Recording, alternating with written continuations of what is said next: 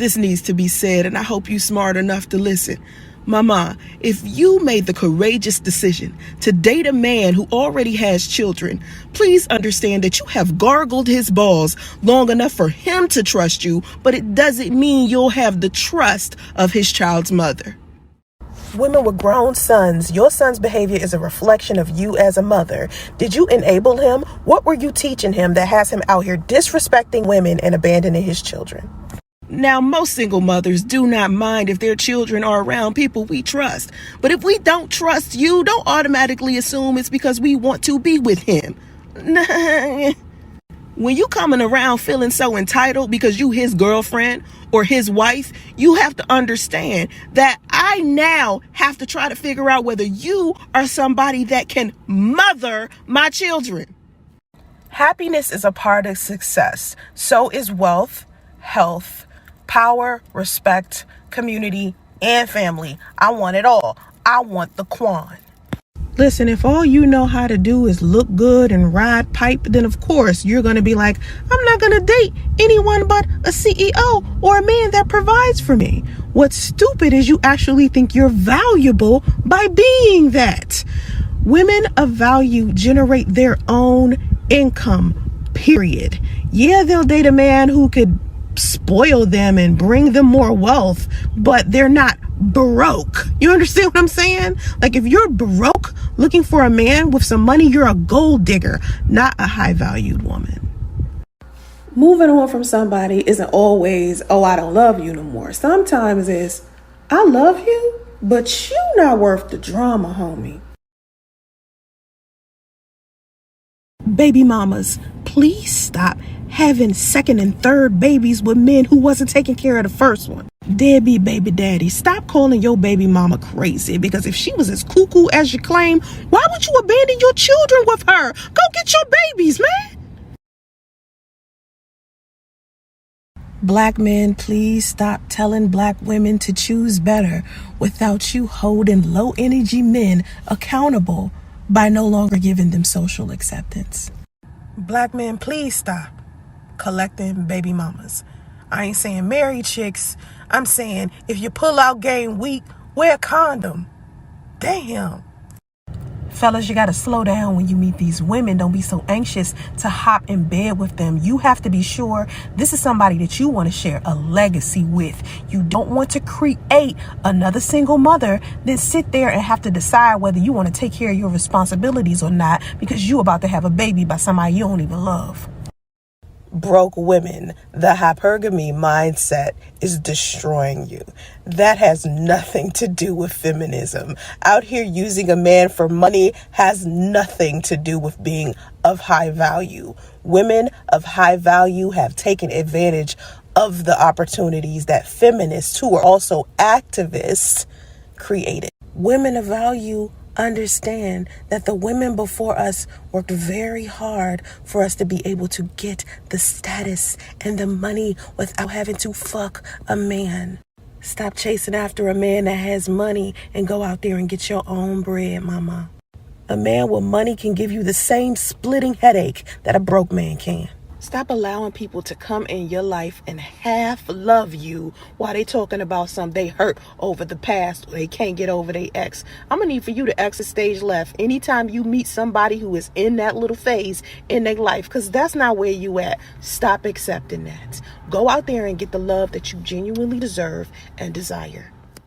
You got to trust the process, not dodge it. You see, if you're really trying to make some changes in your life, it's going to get real ugly. It's going to get hella uncomfortable. You're going to lose friends, family, followers, and subscribers, but you got to be okay with shedding that skin and letting it go. You got to look forward to what God trying to make room for. Y'all have got to start healing before you step into a new relationship, because don't nobody have time to be cleaning up your toxicity. It's up to you to get rid of your ex's decay. Dating inside of your budget is not just about your finances. It's about your intellect. It's about your spirituality, your character. If you're not out here trying to be the best version of yourself you can be, you're going to keep attracting trash. Don't be scared to let that Dusty go simply because you worry he's going to have a happily ever after with another woman. Listen, even if he was to marry another woman, she probably a dustette. Don't forget that. Before you take something personal, keep in mind that the way people treat you is about them and their perception of reality. They may not even see the God in you, boo. Please don't talk about your ex on the first date. First of all, you need to be trying to interview this person to see if they are even worthy of you being that intimate with them. Stop trying to be what you think somebody else wants you to be. You will never have to negotiate your way into a heart that actually wants you to be there. Don't waste your time addressing rumors and stuff and what people say about you. Don't even worry about that stuff. It'd be so convoluted. Just focus on what you need to focus on and pray to God to give you what you deserve. Drama queen, you cultivate energy, whether it's good energy, bad energy, Erykah Badu energy. All of it is you, goddess. Never believe that you aren't worth being loved, okay? We were all born for this. It's something that we all supposed to experience. It's a natural human thing to want to love and to want to be loved. Fellas, always choose quality over quantity. When you see a man who's juggling a lot of women, he's juggling the low hanging fruit. Women of value are at the top of the tree, and our standards and boundaries make that type of man beneath our options. So when you see him and he's juggling all of these women that you classify as bad bitches, they're really just low hanging fruit. Fellas, no woman of value who knows her worth is going to sit there and explain to you why you should be respecting her. She's simply going to stop dealing with you. Self-proclaimed good men, stop telling good women, you just need to choose better. No, you need to stop giving these lame social acceptance and check them when they're walking around here being shit stains and womanizers. A man with purpose builds his life and he builds up his woman. The level of a man's fortitude, confidence, and mental health directly affects his level of success.